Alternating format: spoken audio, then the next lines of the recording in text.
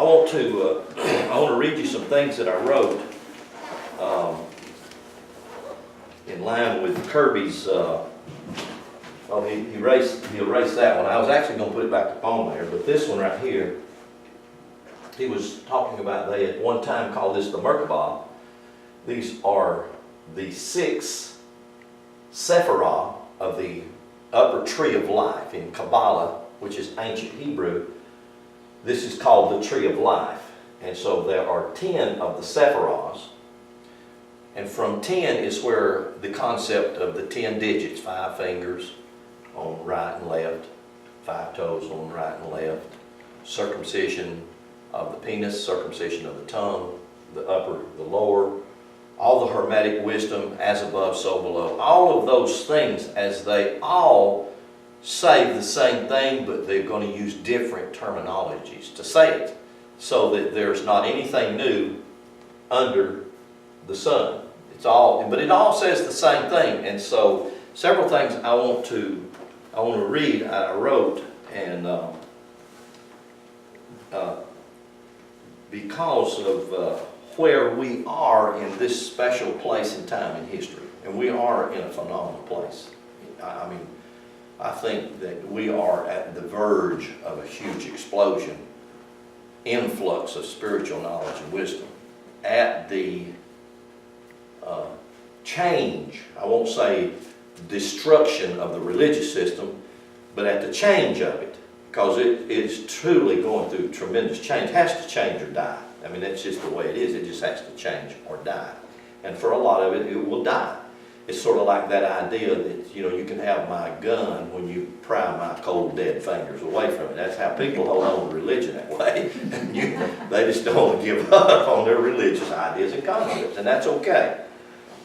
So I wrote this early this morning. I want you to listen to this. Thinking because of, let me start at the beginning of it. For approximately 1,000 years, more or less, Kabbalah's leading thinkers, and when I say approximately 1,000 years, more or less, I am extracting this concept from a plethora of books I have read about Kabbalah that have been written anywhere from 800 to Menones, which will say Hebrew, who wrote, and a lot of the, quote, Hebrew, Jewish ideas stem from, and still to this day. But they weren't rooted in religion, they were rooted in truth, which has spiritual overtones, spiritual life in it, not religious life. And there's such a difference. Religion binds you, spirituality frees you. And so there's a lot of difference to either be bound or free. And most people get bound and don't know they're bound. Religious concepts and ideas are not necessarily something you gain by going to church. If you live in America, you are religious and don't know it. Most people haven't got a clue, and they may not even dart in a church, but still are rooted in religious concepts and ideas, not knowing it because it's a part of our conscious, the universal conscious thinking. So anyway, approximately 1,000 years more or less, Kabbalah's leading thinkers have stressed that the average person is ceaselessly at odds inside him or herself. See that? Every person, and I don't care who you are, every person goes through the struggles inside themselves of whether they're accepted, not accepted, whether they're right, whether they're wrong, whether to do this, whether to do that. Just constant struggle all the time. And you won't see that by looking at them on the outside. You say, oh my God, look at them. Their whole world's perfect. You know, just like we talk about someone else. And not knowing that inside they are going through this struggle, this at odds with each other within. So here is the statement that they say: within each one of us are all the warring nations. Now, when I say that, a religious ear can't hear that, but a spiritual ear can hear that when you read the Old Testament and you talk about the Hittites, the Canaanites, the Jebusites, the Hivites, and all of the other demonites, it's not referring to people who live over in the Middle East. it's referring to the things going on inside my physical body. Because my body is an entire universe within itself. I mean, it's just like now they're saying that we're made up of over 70 trillion cells. So you are a massive community. You're not just this one glob that you look in the mirror and say, well, that's me. Because you don't even see all you because of the vastness of you. So when you read the Old Testament, when I read the Old Testament, when I try to point people to especially the Old Testament, the ancient Hebrew, I'm trying to show them that all of the characters, all of the stories, all of the events, all of the dates and numbers are specifically talking about things inside you. Not something that literally happened, 3 or 4 or 5,000 years ago. So if I'm talking about a character of Abraham and Sarah, I'm not talking about literal people who historically lived.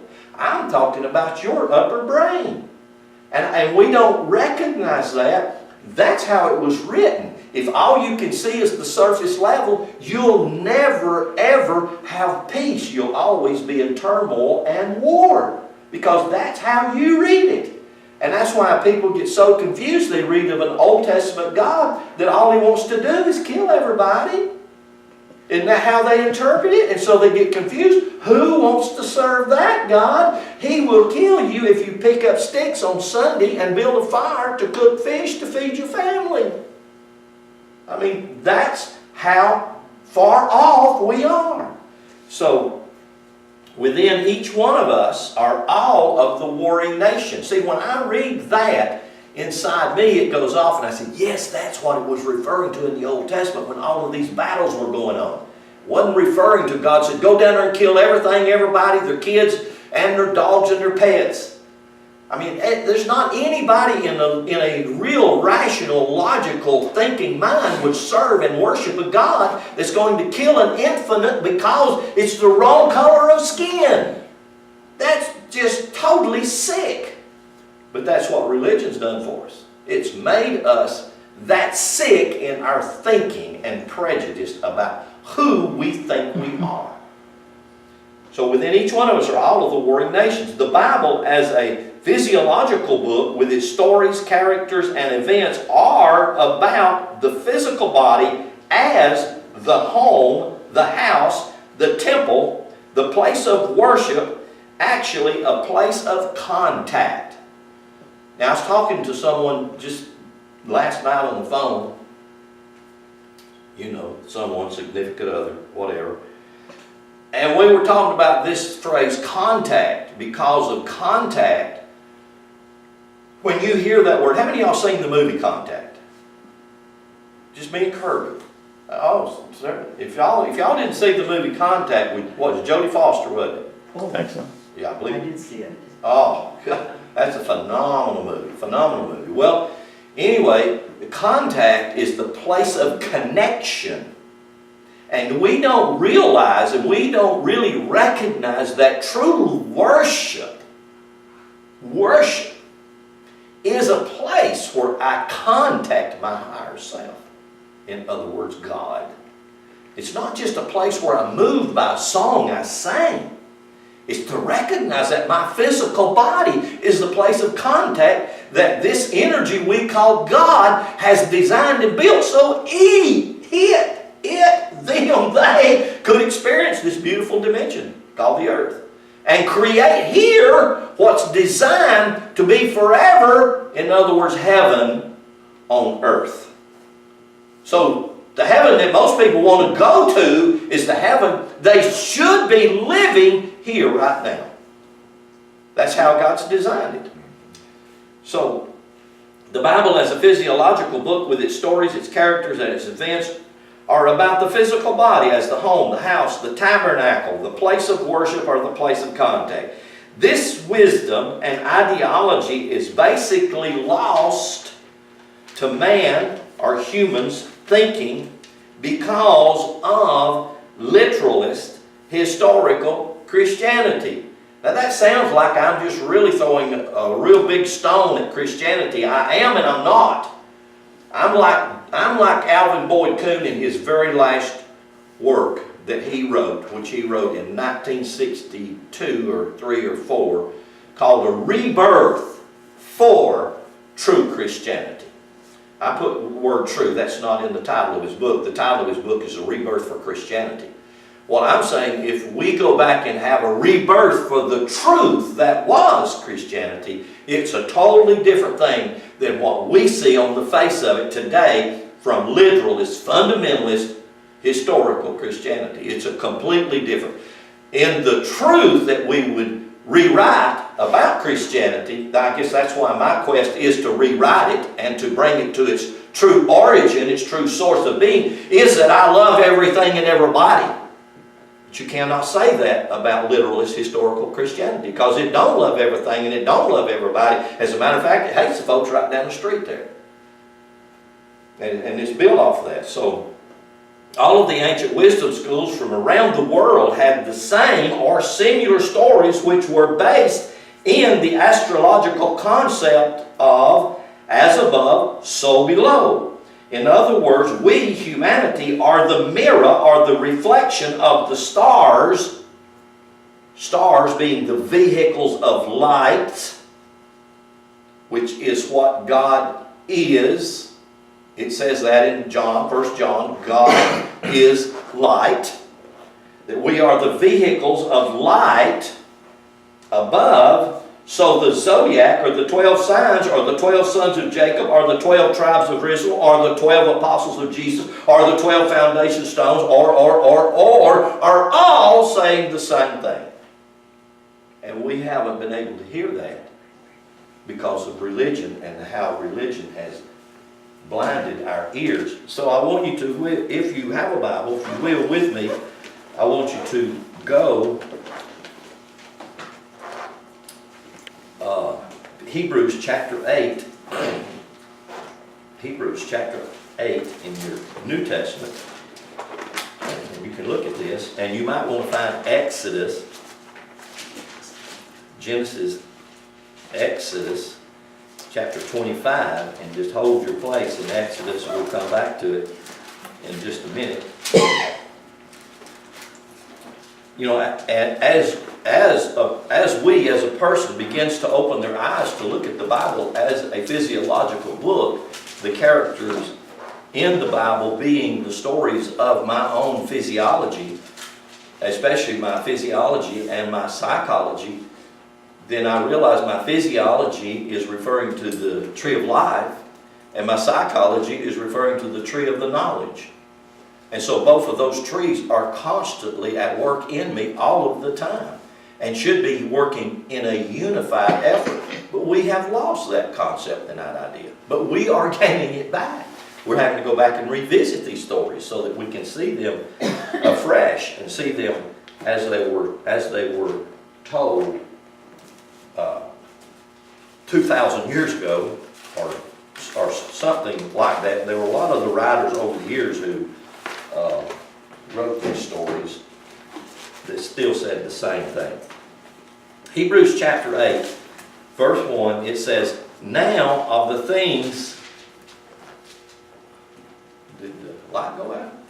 Yeah, it did. Okay, I was, oh wow. Something happened. Okay, verse 1 says, now of the things which we have spoken, this is the sum. We have such a high priest which is sat on the right hand of the throne of the majesty in the heavens. Okay? Look at verse 5. Who serve unto the example and shadow of heavenly things, as Moses was admonished of God when he was about to make the tabernacle. For see, saith he, that you make all things according to the pattern shown you in the mountain. Now, this is the instructions that God's giving to Moses. Moses, who is not necessarily a historical character, but Moses, who is a representative character, symbolic of you and me, or in other words, the whole human race, because the name Moses is the Hebrew Moshe, which actually means to be drawn up out of water with the deposit of fire in it.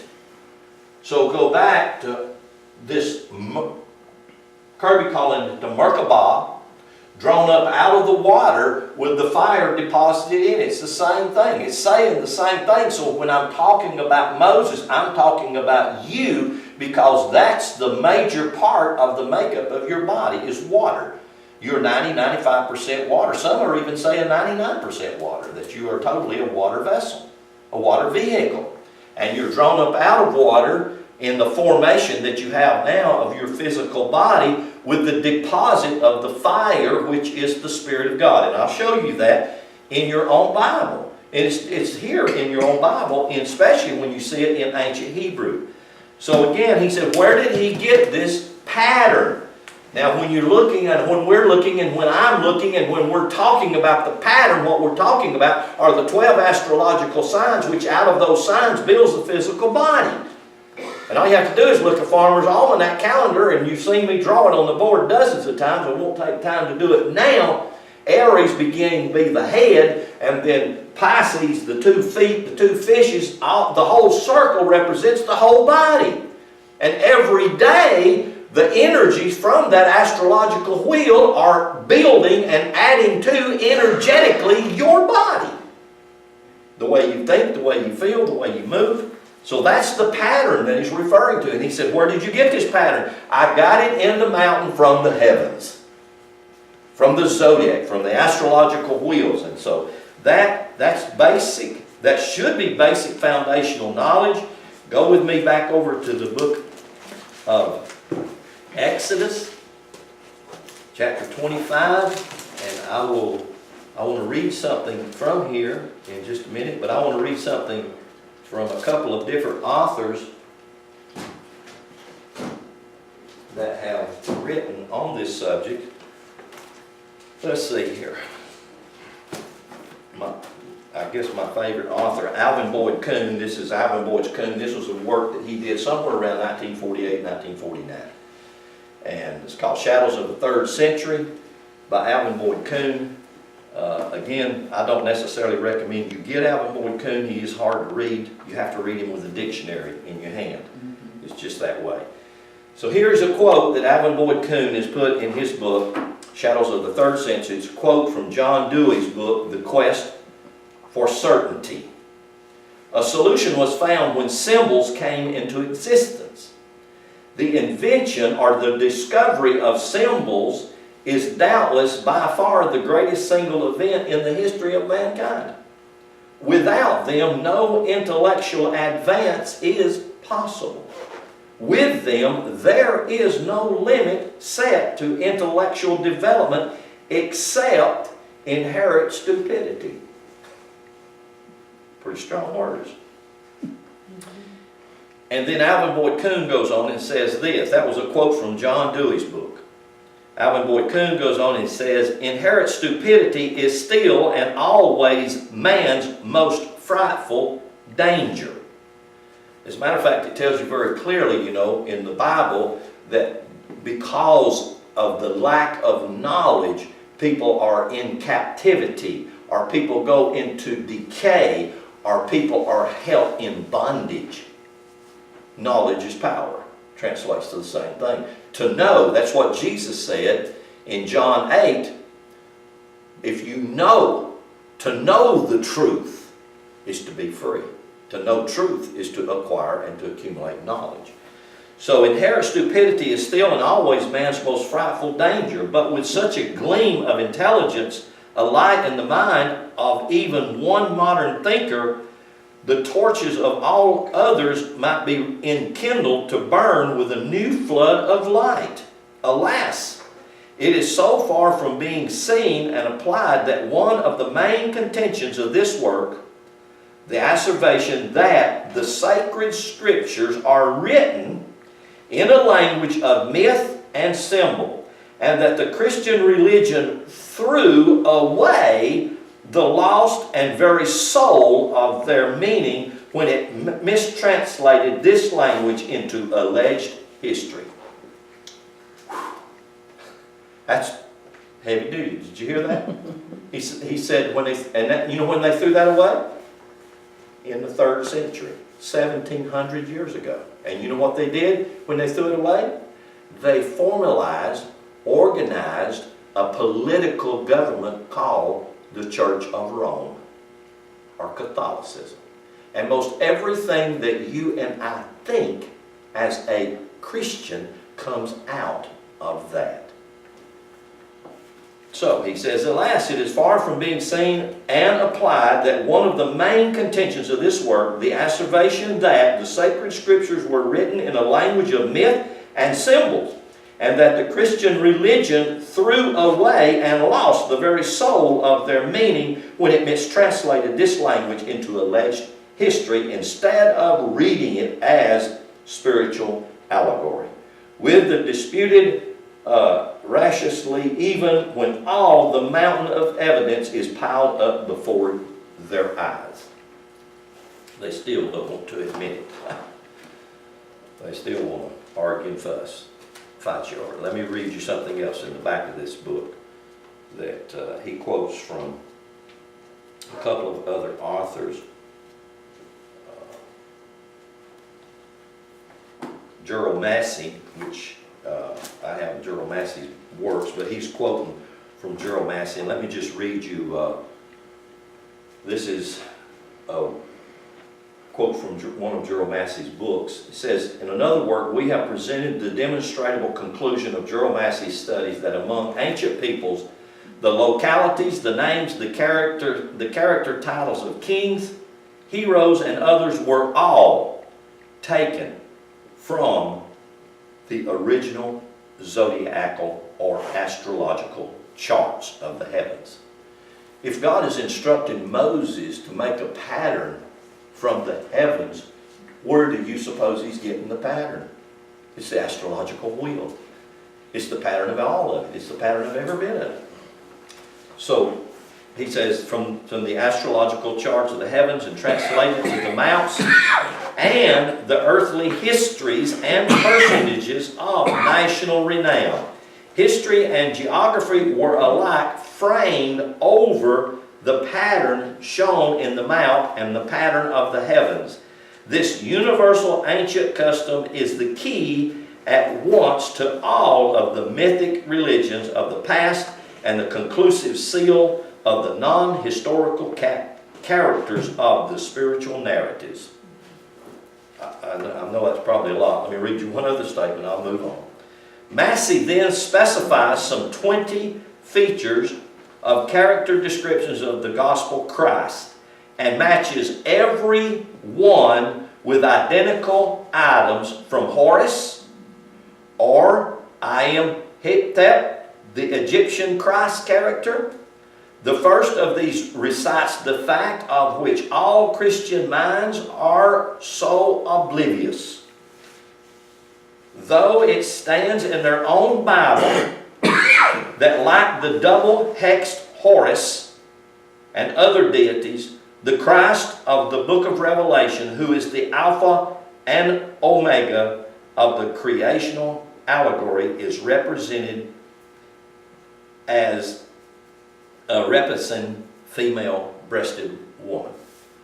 And all of that, those ideas, Hercules and his 12 labors, and you can just the list just goes on and on and on, about as far back as you would even want to go and see who these characters are and what they are about. So if you found Exodus, did y'all find that? Mm-hmm. Exodus chapter 25, verse 40. Now this is the construction of what we would call the tabernacle in the wilderness. And I know I used to do a lot of teaching on the tabernacle in the wilderness 20, 25, 30 years ago. I did a lot of teaching on the tabernacle in the wilderness. And even back then I was saying the tabernacle in the wilderness was a picture of the human body. It's a structure of the human body. And when you go into the holy place and the Holy of Holies, if you draw the tabernacle in the wilderness, let me do it this way. See if this one will right. You have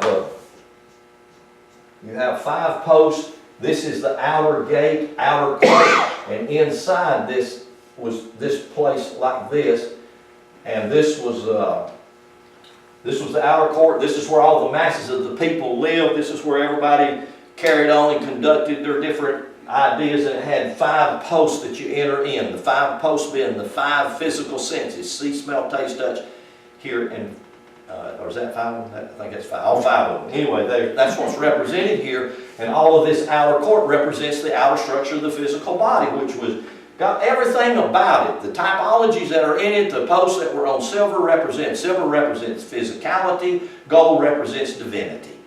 And so when you get into this part right here, this was all built on silver platform, this is built on gold.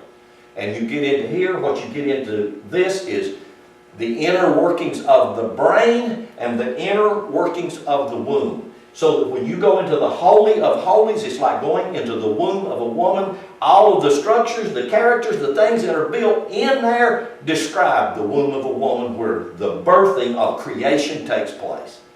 And the only thing that can penetrate into here was the seed, which is the sperm of the male that creates the child. This whole beautiful structure, and this is what Moses is talking about, but people wanted to make this literal historical.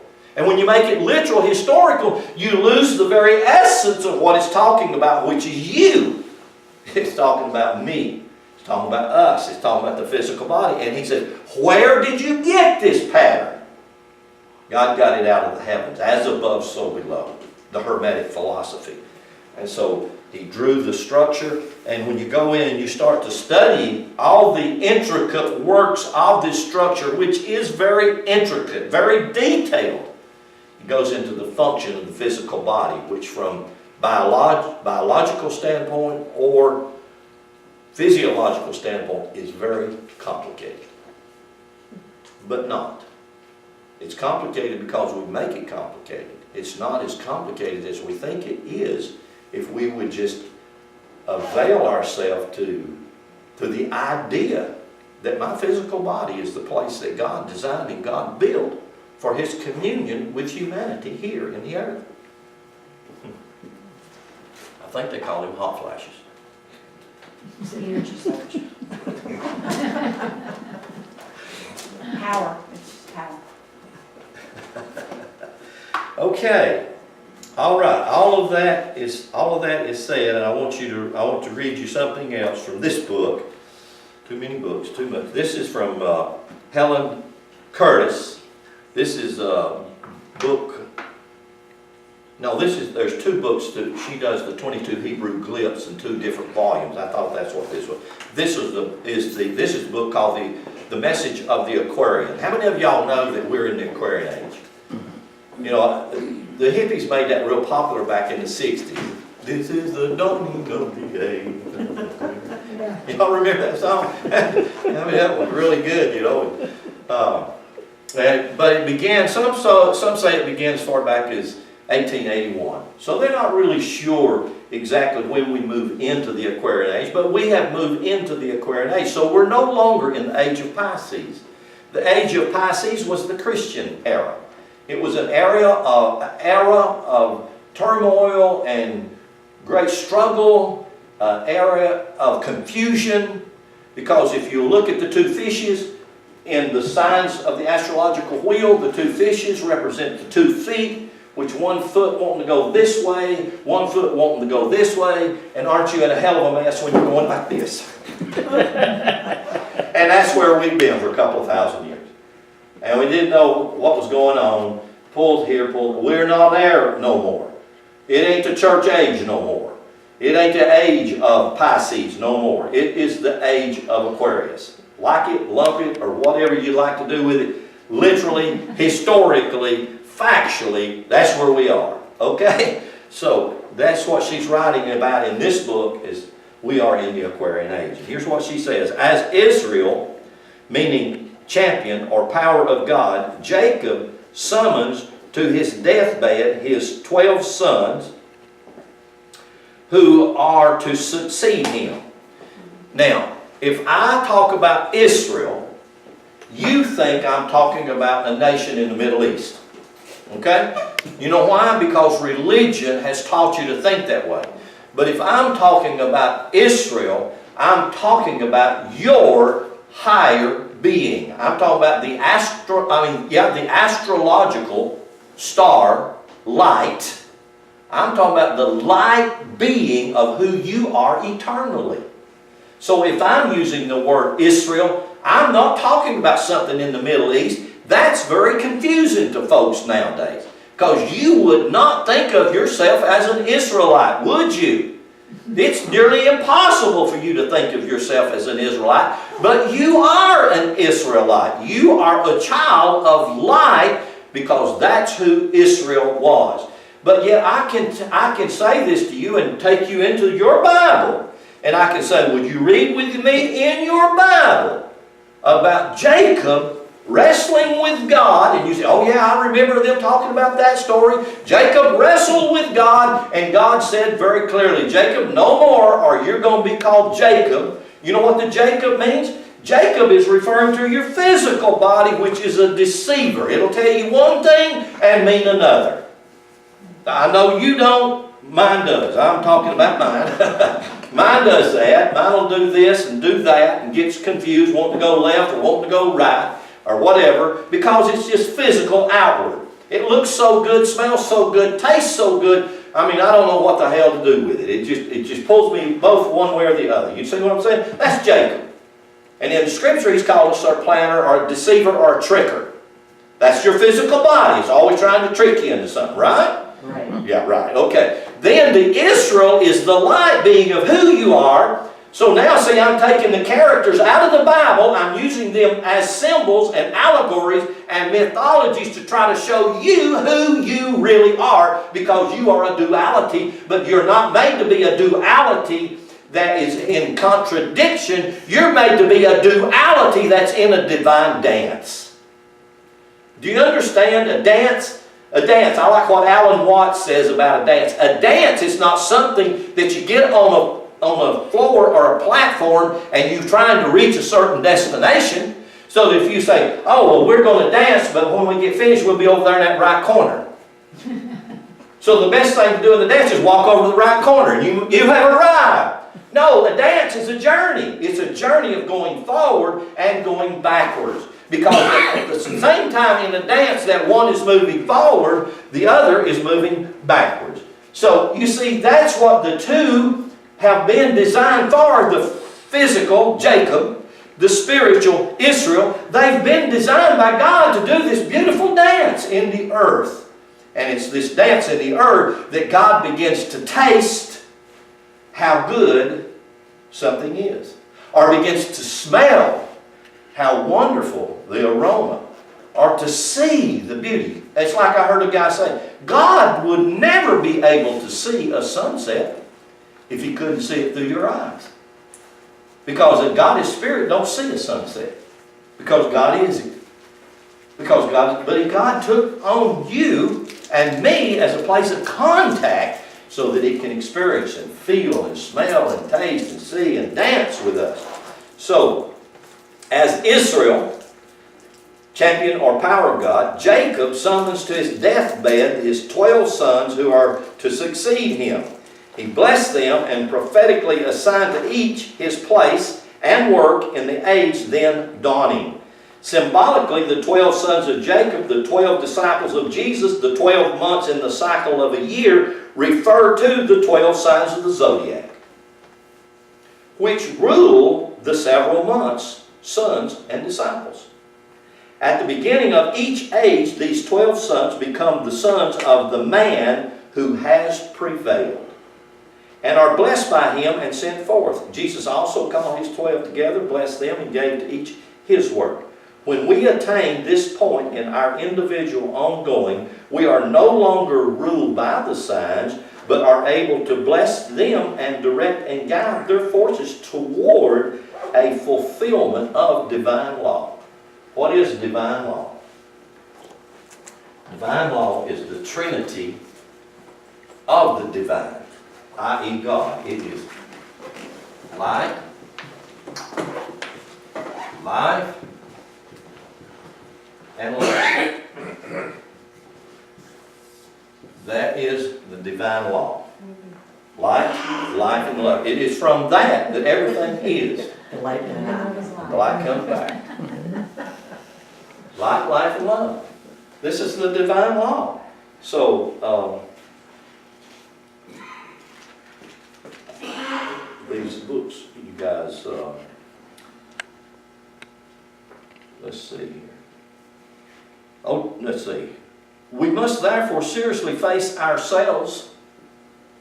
That's probably the most difficult one you'll ever face up to. We face somebody else, and we can always do that in deception or anger or judgment or whatever. But when we face ourselves with all of those, it's totally a different ball game, man. Oh God, look in the mirror. We must therefore seriously face ourselves and cease our opposition to the manifestation of the divine in us. Isn't that beautiful? To surrender to the divine within yourself, looking into the mirror of yourself. We must learn what our real self is and what influences come from it and what comes from the Lord's self. Think of the two great streams from the divine Father Mother uniting in us and bringing forth in us the Son of divine light. Now, I want you to go with me to a passage in Deuteronomy. You're in Exodus, Leviticus, Numbers, and Deuteronomy. Go with me to a passage in Deuteronomy chapter 7. And I want to show you something here. I want you to see something that's in your own Bible, but it's just not brought out. It's not even talked about. But my prayer is, my seed is to be sown through the words of my mouth, that this is going to become commonplace thinking in all peoples all around the world. And that is this, Deuteronomy 7:6. It says, for you are, or King James, for thou art, have to stay with the Queen's English. And art was added. So, yeah, so that I can show the divinity of that. For thou art a holy people unto the Lord your God. The Lord your God hath chosen you to be special unto Him above all people that are on the face of the earth. Now, that reading that literal and reading that historically, where does it put you? Outside this gate right here. And you cannot come in. Why? Because you are not special. You are not chosen because you are not a Hebrew. You are not an Israelite. Those are lies. Those are the lies that historical, literalist Christianity has sold us.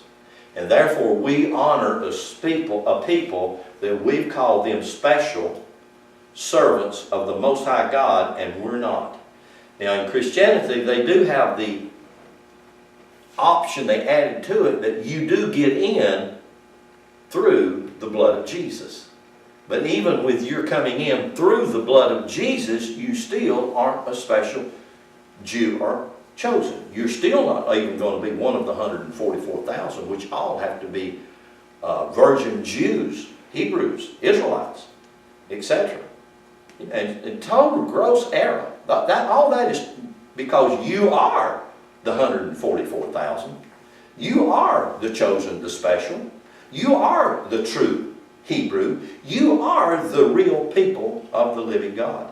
And our problem has just simply been a lack of understanding the ancient Hebrew code of these words. And so when you see that, as you see that, I want to show you and point out to you a couple of things about this, about these particular words. I wanted to take the word chosen. I did put servant. Last week we worked on this word servant. That's just the spelling of it. Ayin, Beth, Dalit. And the Hebrew ayin means the eye of God. So you are the eye of God that sees the sunset. You know, so in that makes you a servant. You are the temple. That's the word Beth, means temple, house, container, place of contact. You are the place of God's contact. And Dalit, number 4, that means that you are the door to the whole world for God. So that's what this glyph means. So this is the servant. That's who you are. You're not the slave. You know what it uses? The word slave in Greek is soma. It's not the color of his skin. It doesn't mean that you're a Chinese slave or a Hispanic slave or an American slave or whatever color of whatever kind of slave you think it are. The word slave is soma. But do you know what the word for physical body is? Soma. So the physical body is actually the slave, and our problem has been our slave has been in charge of the house. Yeah. You got to understand that. Your physical body's been in charge of what's going on in the house. That's backwards. As I say in slang language, that's backwards. And what we need to do is reverse that and realize that my spiritual man is designed to be in charge of the house because it knows what's good for the house. The physical man don't know what's good for the house, y'all. Mine don't. Mine's planning on eating a big old piece of fried chicken. Yeah. God, I know it ain't good for me. But I'm going to eat it anyway. So then we come up with the chosen people. People is just the word aim, servant, chosen people. I want you to, P-E-O-P-L-E in Hebrew is the word, it's spelled like that. We would call it am. And the A is the aim, same as here, the I, and then the M is the Hebrew final mem. This is the final mem, which is number 600, which actually means, if you can hear this, it means glorified water. Mem means water. For instance, the Hebrew word shamayim is the word for heaven. Shin mem, yod mem. That's how it's spelled. It's the waters above and the waters below. The waters above are glorified waters. That's the final mem. In other words, it's simply saying that there is an essence about you that's as glorious as God is itself, because it is God itself. And it's you. But it's so contrary for you and me to think that as God is, I am. That's so contrary for us to think, yet we constantly create our world. Nobody's created your world but you. That's what we're trying to do, is we're trying to learn. We're not just trying, we are learning to create the world the way we want it to be. And in my case, for me, I am working toward creating a heaven on earth, a place of bliss and peace and love and harmony, etc., and all of the other things that I would associate paradoxically with heaven, a place of paradise. A place to live. Hallelujah. Who would not want to live there? Y'all want to come live with me in my world? Well, I will come and live with you in your world. Unless your world is the world that you're creating of hell. No thank you, I don't want to be there. So this is the word for people. So you see, when we look at these words and we begin to associate people as with a what we call a Hebrew people, not knowing that I am the Hebrew people of God. Do you understand what I'm saying? I'm kind of belaboring that, I guess. But I don't necessarily mean to. I just want you and I to see and to grasp what I'm talking about. So my notes here, I wanted to give you my notes on the Hebrew, but I wanted you to see a passage with me. Let me see if I can find it.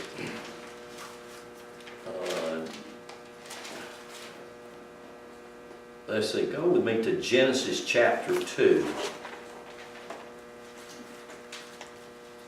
Genesis chapter 2 and Ezra find 1 Kings, 2 Kings, 1 Chronicles, 2 Chronicles, and right behind Chronicles should be Ezra is here right there. So if you could find Ezra chapter chapter 5. Now, I'm closing with this, okay? I'm winding, going around and around the airport trying to find a spot to land. Sometimes because of turbulence, it takes a while. Just find these passages, because you're not going to believe this when you see it, but I want you to see it from your own Bible. And when you see it from your own Bible, I hope the lights go on. I hope the lights go on inside you. So find Ezra chapter 5, find Genesis chapter 2, and find Exodus, scared the light, Exodus chapter 3.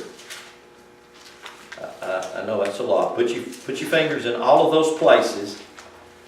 And Ezra chapter 5, Genesis chapter 2, and Exodus chapter 3. And I'm going to start in Exodus in the middle.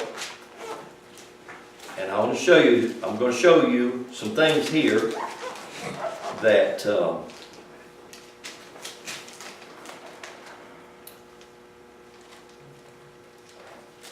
you haven't seen and you didn't know. Nobody ever told you this. And unless you read the Bible from the ancient Hebrew code, you won't never see it. But if you read it from the ancient Hebrew code, it's as clear as a nose on your face, like looking into a mirror. And it does kind of blow your mind. But anyway, here we go. Exodus chapter 3. And you've all heard these stories. Okay? I know you have. If you've been in church much at all, you've heard these stories. And even some of you have heard them. You don't even have to be in church. Okay, in Exodus chapter 3, verse 2, this is when Moses was having an experience on the mountain. Verse 2, it says, "And the angel of the Lord appeared unto him in a flame of fire out of the midst of the bush." Have you ever heard that? You ever heard that story? Yes. Okay. I'm going to put this fire. Appeared unto him in a flame of fire.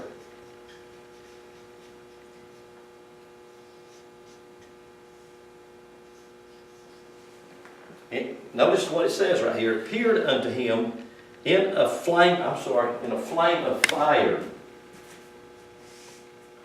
I was spelling another word. This is number 1. This is number 300. I'm going to explain them to you. Everybody see that? Everybody see that in your Bible? Now, y'all all heard that story, haven't you? And you always got confused about that story, didn't you? I know you did. Because you were saying, well, how come God didn't get burned up? If God's in the fire, or the angel, why come he didn't get burned up? Why didn't the fire get him? Yet it says he didn't even smell like smoke. Nothing at all happened to him. Right? Right? Right? Yeah, go with me to Ezra. Turn real quick to Ezra. Ezra chapter 5, verse 16. Then came the same Sheshbazzar and laid the foundation of the house of God. Wow, listen to that. Foundation.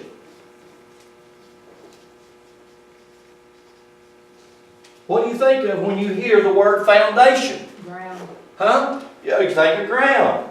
Well, here's what it looks like when you spell it in Hebrew.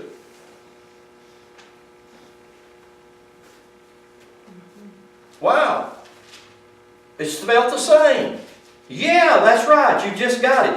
Is the foundation of the temple, the tabernacle, the house of God built off the base of fire? Absolutely. It tells you that in the book of Hebrews. God is a consuming fire. What is the fire? The fire is the electrical energy that runs your whole body. The fire is the light that God is, because as God is light, you are light. You're all light vessels. You didn't realize that you were, but you still are. So we got the same word here. Fire.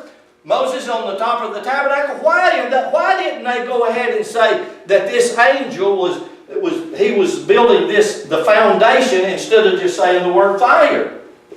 They were saying the same thing, if you have an ear to hear it. Because the fire is the foundation, because the light is the foundation of everything that's physically manifest. Amen. Wow. Now go with me to Genesis chapter 2. And let's look at this again. in Genesis chapter 2, and look at verse 22, verse 23, and Adam said, "This is now bone of my bone, flesh of my flesh. She shall be called woman, because she was taken out of man."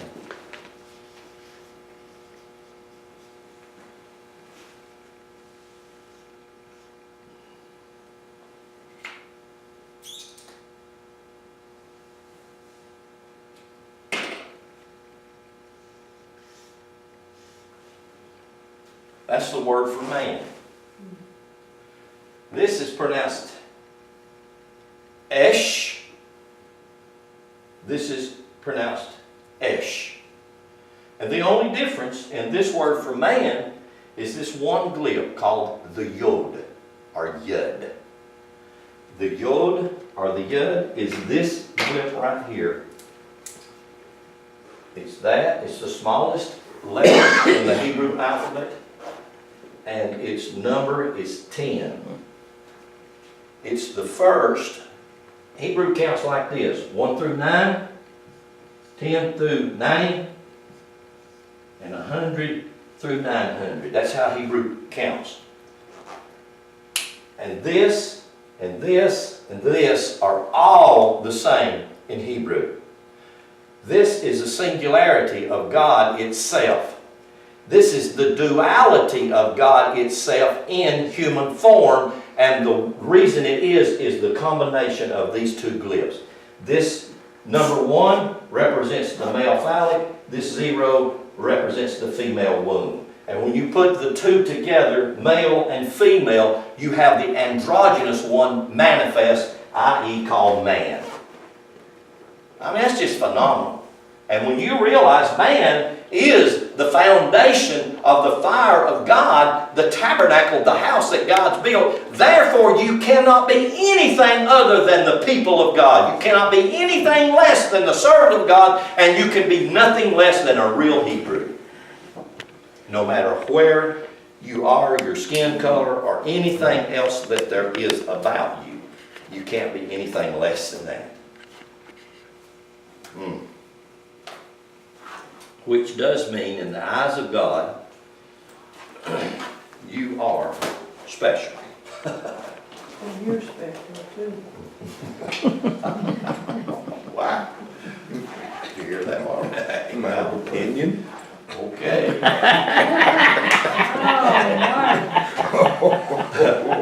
Wow. Any questions? Or is it clearer? Getting clearer. Clear. Getting clearer and clearer. Parts of it are, but then you keep adding stuff. Just keep adding stuff. Yeah. Just keep adding. Brick on brick. Here a little, there a little. Oh my. I'm just surprised that water's not in there somewhere when you're talking about man. Well, it's not. It's fire. It's fire. It's fire. Because it's the foundation of the pattern. And the light, yeah. It is. It's the light. And of course now, quantum science has uncovered the very fact that you are made up of light particles. That's who we are. They've always said that. That's the Hebrew word afar, which is translated dust. That tells you in Genesis 2:7, God made you from the dust of the ground. The word ground is adamah. It's not, the word for dirt is ioretz. So if He made you from the ground, you can say the ground was the foundation of being. So that's why they would use that phrase, ground. But it's the Hebrew adamah. From the word adamah, we get the word Adam. And the word Adam is the same thing as atom. Foundation would also be from the beginning, wouldn't it? It's the source of your being, the origin, your origin.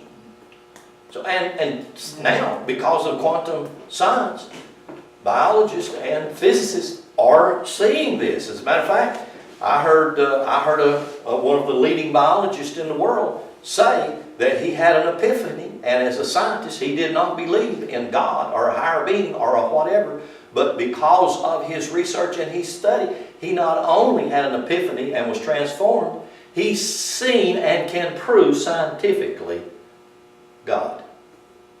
That's pretty awesome. Can prove it scientifically.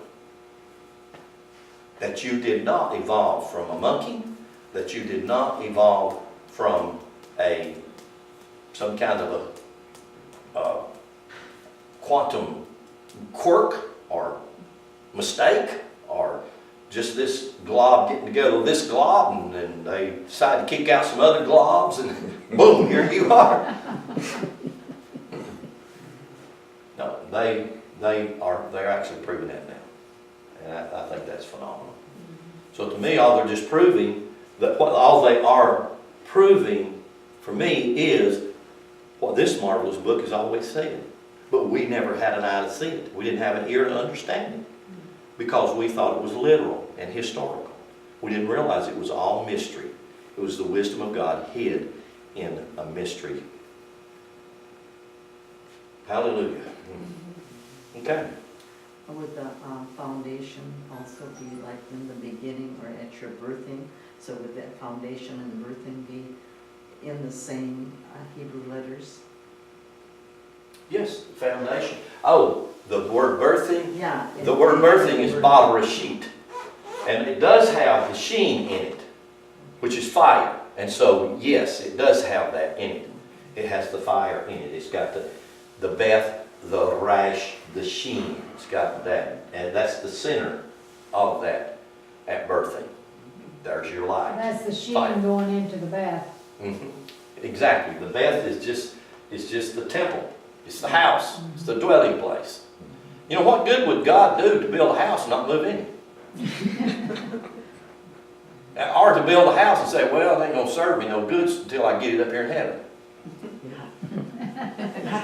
I mean, that would be pretty That is ridiculous. ridiculous of God to do something like that. You think, as smart as he is, he would say, if I'm going to build a house and move in it, I'm going to live in my house. Put my mansion up there in heaven somewhere for later. Yeah. Got Marvin.